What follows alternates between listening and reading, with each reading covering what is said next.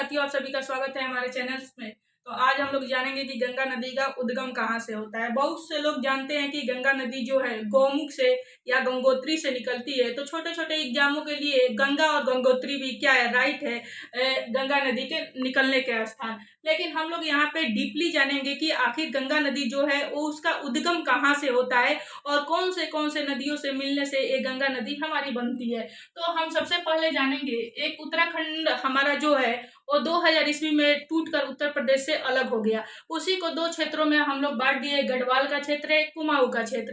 तो उत्तराखंड में ही एक जगह है जिसका नाम है बद्रीनाथ, और उस बद्रीनाथ में ही एक जगह है जिसका नाम है संतोपति। उस संतोपति से दो नदियां निकलती है, एक का नाम है विष्णु गंगा और दूसरे का नाम है धौली गंगा। ये जो नदियां हैं, ये दोनों नदियां जब आगे बढ़ती है और जहाँ पे ये मिलती है तो वहां पे एक प्रयाग बनता है, और यह प्रयाग उसी नदी के नाम से जाना जाएगा जिस नदी की गहराई सबसे अधिक होती है। जैसे यहाँ से विष्णु गंगा निकल रही है और यहाँ से धौली गंगा निकल रही है, और ये दोनों नदी एक पास जाके मिल जा रही है, यानी संगम बना दे रही है। और इसमें धौली गंगा की गहराई कम होने के कारण धौली गंगा यहीं पे समाप्त हो जाती है, और विष्णु गंगा की गहराई अधिक होने के कारण विष्णु गंगा क्या करती है, आगे बढ़ती है। तब यहाँ पे हम लोग इसका एक प्रयाग बनता है जिसका नाम है विष्णु प्रयाग के नाम से जानते हैं।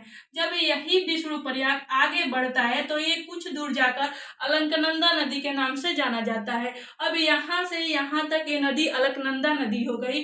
अब क्या होगा, यहाँ से फिर से यहाँ जब ये अलकनंदा नदी जब आगे बढ़ेगी तो एक नदी यहाँ पे नंदाकिनी नदी आके मिल जाएगी, और जब नंदाकिनी नदी जिस स्थान पे मिलेगी वहां पे एक प्रयाग का निर्माण हो जाएगा जिसका नाम है नंद प्रयाग।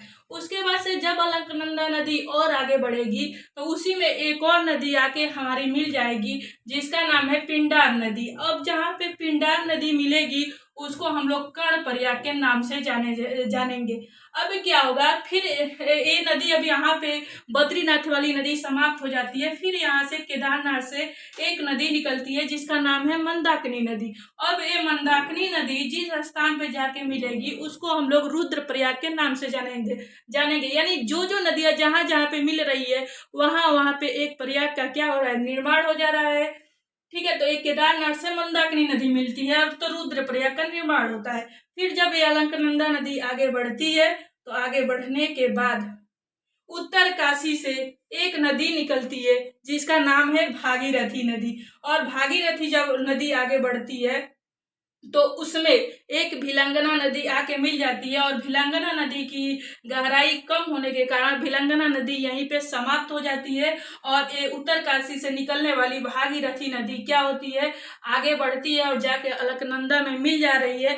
और भागीरथी और अलकनंदा नदी की दोनों की गहराई अधिक होने के कारण, यानी दोनों की गहराई सेम और बराबर होने के कारण ये नदी जब आगे बढ़ जाती है तब गंगा नदी के नाम से जानी जाती है। यानी गंगा नदी इतने नदियों के मिलने से बनती है, और इसी गंगा नदी पर उत्तर काशी में टिहरी बांध और इधर हमारा बनाया गया है भाखड़ा बांध। यानी भाखड़ा बांध को सपोर्ट करने के लिए एक नागल बांध बनाया जाता है, ताकि बांध बहुत भारी होती है तो उसके सपोर्ट में एक बांध बना दिया जाता है जिसको नागल बांध के नाम से जाना जाता है। और ये जो नदियां होती है, गंगा नदी की पानी कभी भी सड़ती नहीं है या फिर उसमें कीड़े नहीं पड़ते हैं, उसमें बैक्टीरियोफेज पाया जाता है। जो बैक्टीरियोफेज होता है जो जीवाणुओं को क्या करता है, मार देता है। ठीक है, तो ये रही हमारी गंगा नदी के उद्गम होने, गंगा नदी से निकलने वाली तमाम नदियां, और यही सारी नदियां जब आपस में मिल जाती है तो गंगा नदी का निर्माण हो जाता है। ठीक है, अब देखिए ये जो भागीरथी नदी है, ये नदी इतनी लंबी है कि उत्तराखंड के जितने भी लोग हैं भागीरथी को ही गंगा नदी मानते हैं। और पश्चिम बंगाल में जाएंगे तो बंगाल के लोग जो है गंगा नदी को गंगा नदी ना मानकर बल्कि भागीरथी को ही गंगा नदी मानते हैं, क्योंकि ये गंगा नदी बहुत बड़ी होती है। ये सारी नदियां तो अपनी गहराई न होने के कारण वही समाप्त हो जा रही है। अब रही बात यहाँ प्रयाग की, तो हमारे यहाँ उत्तराखंड में और केदारनाथ में 5 प्रयाग है। एक है विष्णु प्रयाग, नंद प्रयाग, कर्ण प्रयाग, और उसके बाद से हमारा क्या रुद्र प्रयाग, और उसके बाद से देव प्रयाग है। और हिंदू धर्म में ये 5 प्रयाग प्रयाग को घूमना शुभ माना जाता है। यानी जितने भी हिंदू लोग हैं अगर जो ये 5 प्रयाग को घूम लेंगे तो उनके लिए बहुत ही सुख और सुख की बात कही जाती है। अगर जो ये वीडियो आप सभी को अच्छा लगा होगा तो इस वीडियो को लाइक, शेयर और सब्सक्राइब जरूर कीजिएगा।